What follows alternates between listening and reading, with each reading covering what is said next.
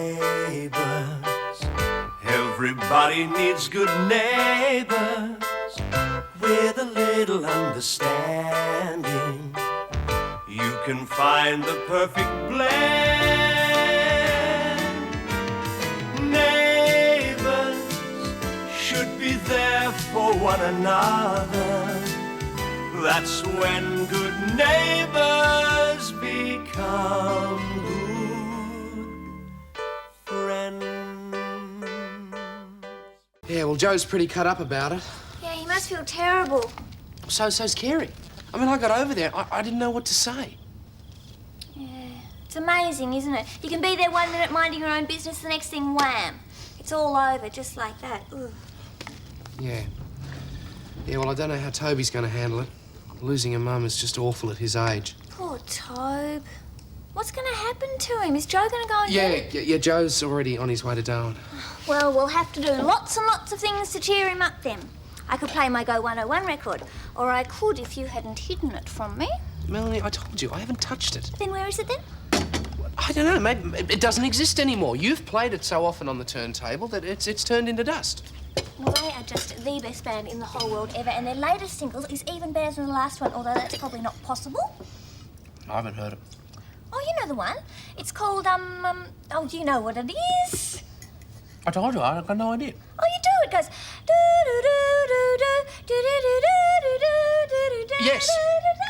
Yes, I have heard of it. Yeah, it's great, isn't it? It's great. I love the way that you hum it. I think you've got a really deeply hidden talent there. You think so? Absolutely. Jenny Morris, eat your heart out. Gosh, Matt, that is the nicest thing that anyone has ever said to me. Thank you.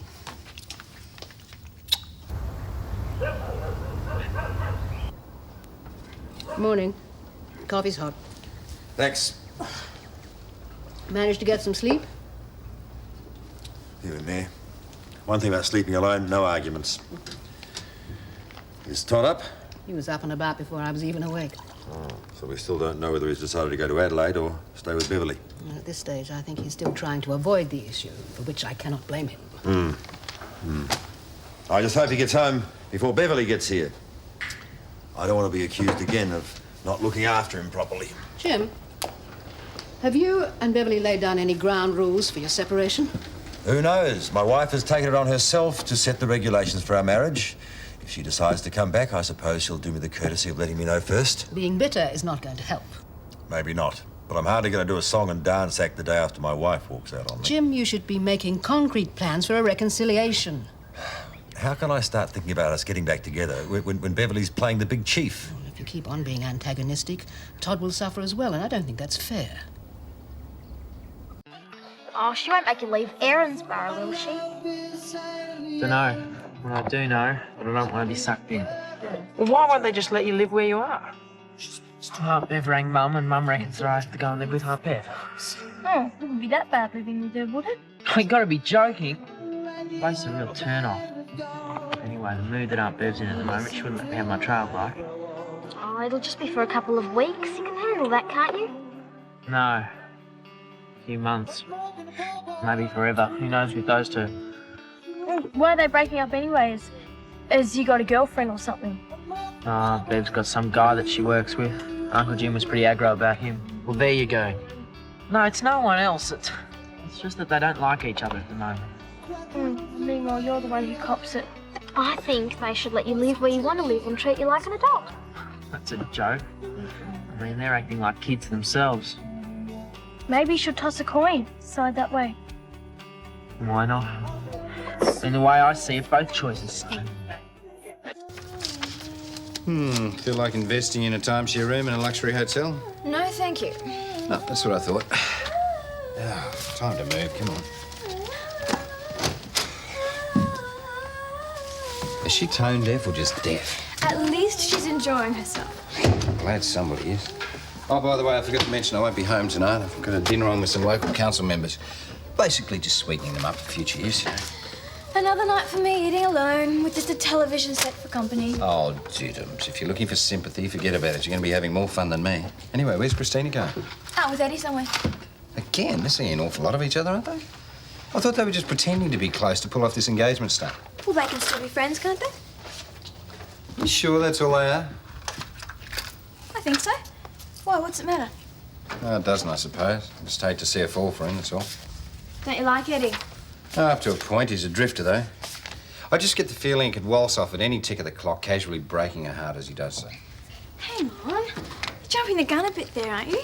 You're not even an item at the moment. You've got her sobbing, jilted at the altar. I am just trying to sound a note of common sense. Well, I'm sorry, boss, but at the risk of a demotion, what Christina does is her own business. Anyway, we've got this rule. No interfering with each other's love life. Oh, and you always follow that rule, don't you? Yes, always.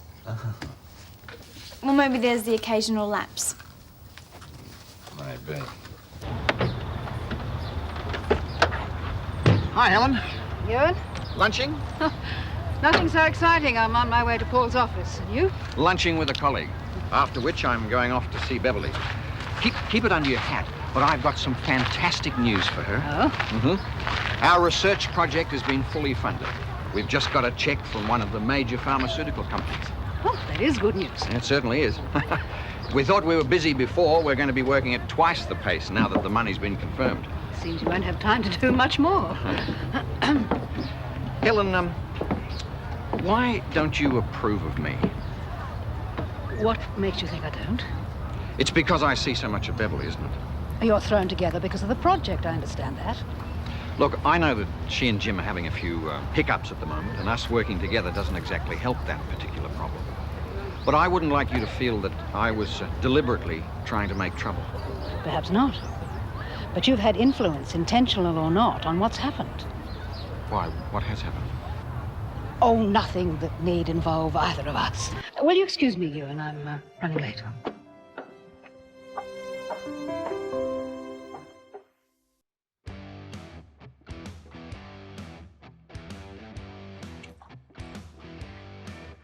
Well, I don't see anything here I want, so let's get back to it. Oh, no, we can't go yet. I've just asked her to play Go 101's message. It's totally amazing, and if I hear it, I might just be able to live through the afternoon. Okay, Melanie. Paul doesn't want a dead receptionist, does he? Oh, thanks. They're just my favourite ever group.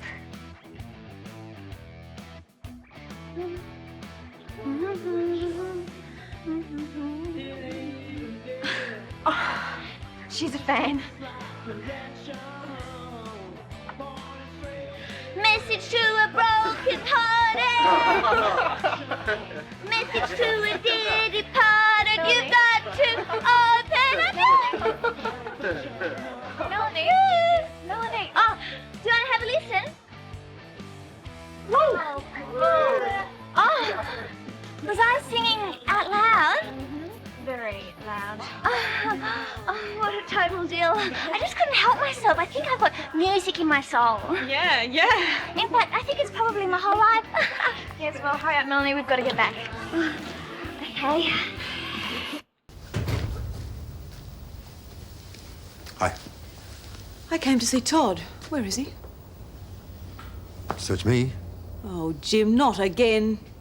Come on, he's a teenager. I can't know where he is every moment of the day, especially when I'm at work. At the flat, I'll be able to keep a better eye on him. Oh, tell me, is there anything you don't do better than me? I mean, I know that's highly unlikely, but I would be interested to know. Must you resort to sarcasm? Definitely. I don't have any alternative, do I? A fine example you set for Todd. You! Don't you ever stop? Well, have you come to a decision? Haven't got a choice, have I? Don't want to move to Adelaide, so I have to live with you. It won't be so bad, Todd. I've already packed your things. It's not forever, mate. Maybe it is. I know it doesn't feel much like it at the moment, but this will always be your home. And I'll always be here for you whenever you need me. Okay? I'll drop your computer around to the flat later. You won't be without it for long. Whenever? Let's get moving and settle you in. Sure. See you, Todd.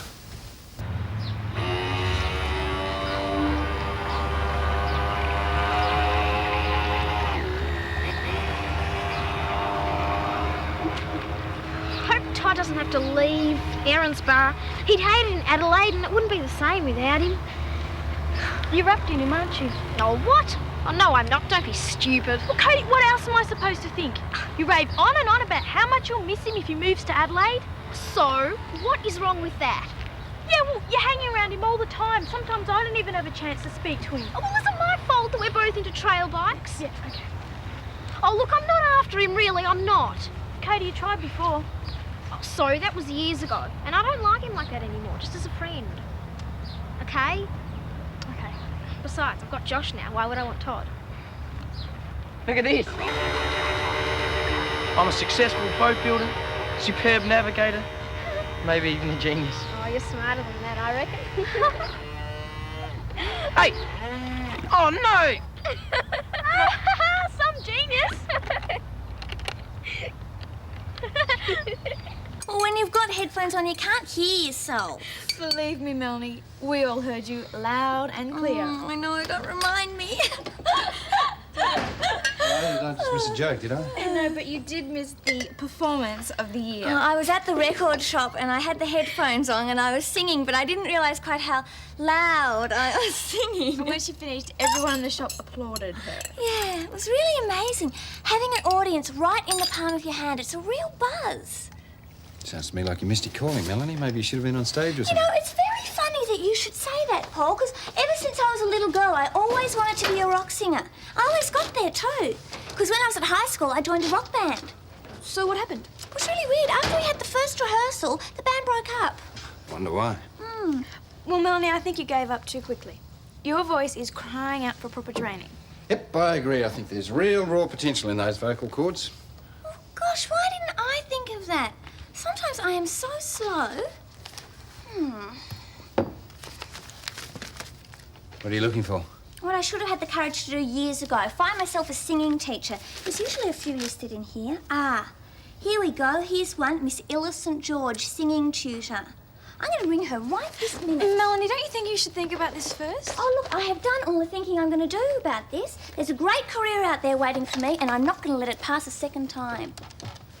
Would you like to use the phone, Melanie? Thanks. It's the pits. It's not that bad. Oh, come on, it stinks. No, it doesn't. We'll always be here to visit. Besides, I don't reckon it's going to last forever anyway. Better not. Good, you've had some help settling in. Find out where everything is. My bedroom's smaller than the one at home. There's not much I can do about that, I'm afraid. But we can get you some posters, brighten the place up a bit. Doesn't matter. Well, we'd better push off. Yep. Stay as long as you like, Josh. You're always welcome. There was nothing to eat or drink when we got here. There's plenty in the fridge, but perhaps not to your taste. Look, I'm sorry, everything's been a bit rushed. If you can hang on for a couple of hours, I'll make sure we're well stocked with all your favourites by tonight. Yeah, whenever. Todd, it is not the end of the world.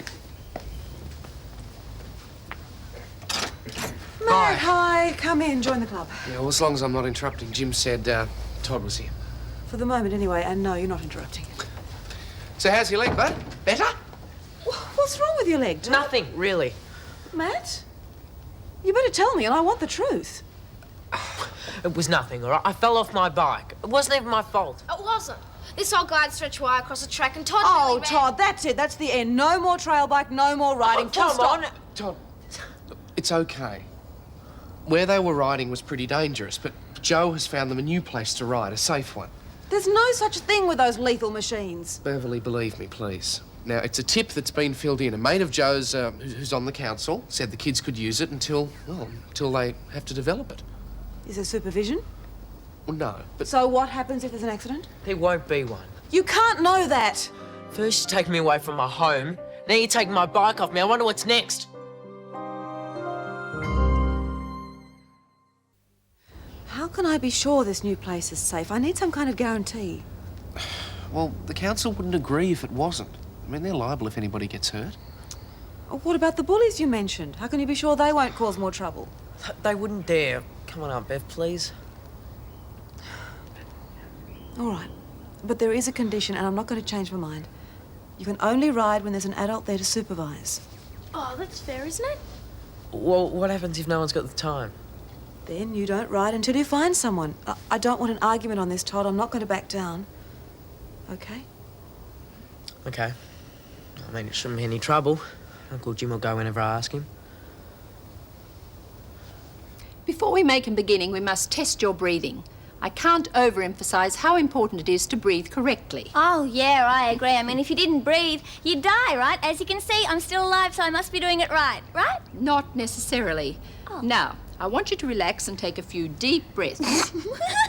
Try and concentrate. Oh. Now breathe in. Not with the shoulders, dear. Use the diaphragm. Wow, really? And the diaphragm is the base upon which the whole singing instrument stands. Oh. Ah, much better. Now we'll try a few simple scales so we can see where you're at. You're the boss. Do I know that tune? That's a scale, dear. Listen. You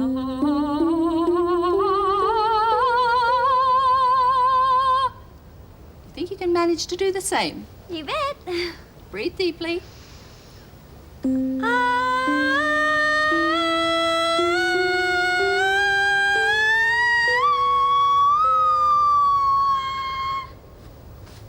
What do you think? Miss St. George? You have a very unique voice, dear. Oh. Unique in that it's the worst case of tone deafness I've ever heard. You have my sincere sympathy. Oh, you didn't like it? I must be honest for your sake.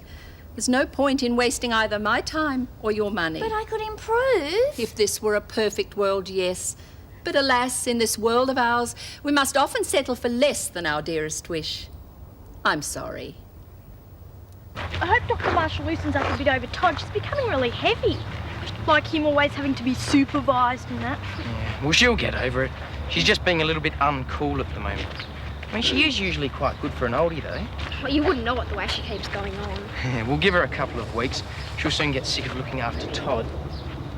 Anyway, she's a doctor, not a nursemaid.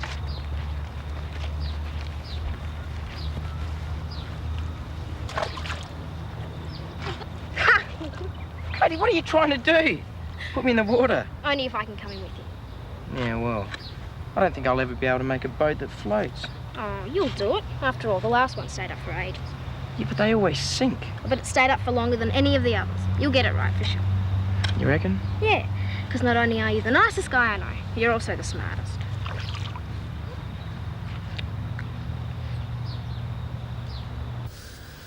It's hard to credit, really, isn't it? She was just killed outright. Mm-hmm.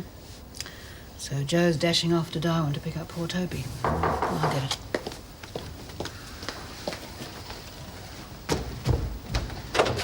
Oh, Ewan. Is Beverly home? No, she isn't, I'm afraid. Hi. Ewan? I was just looking for Beverly. I've got some news for her. Well, she's just not here at the moment. Oh, dear. Well, it's pretty important. Would it be all right if I call back later? No, not really. Well, there wouldn't be any point. We've separated. She's living in the flat at the surgery. You didn't tell me any of this? Oh, well, it isn't my place, is it? I'm sorry to hear that, Jim. Yeah, I'll bet you are. You think I'm responsible, don't you? Well, let's put it this way. I don't think you helped. Jim? Look, I think you should look at yourself, mate. I'm not responsible for your problems. No, of course not. Of course not, Tom. You've gone out of your way to keep Beverly and me together, haven't you? I can't stand this, if you'll excuse me. Oh, you're behaving like a fool. You're just not good enough for her. Oh, but you are. I know your type, Ewan. You might have the nice clothes and the charming manner, but you're the sort of bloke that moves in on another bloke's wife and then disappears, leaving others to pick up the pieces. Oh, you're crazy. What it boils down to is that you don't trust your wife anymore, and if that's the case, you don't deserve to have her. Oh, but you do? Well, at least I'd treat her with care and respect, which is more than you're doing. You don't know what caring for someone is. Oh, you're wrong, mate. I care for Beverly. As a matter of fact, it's more than that. The truth is that I love her. I let her go once, but I'm not going to make that same mistake again.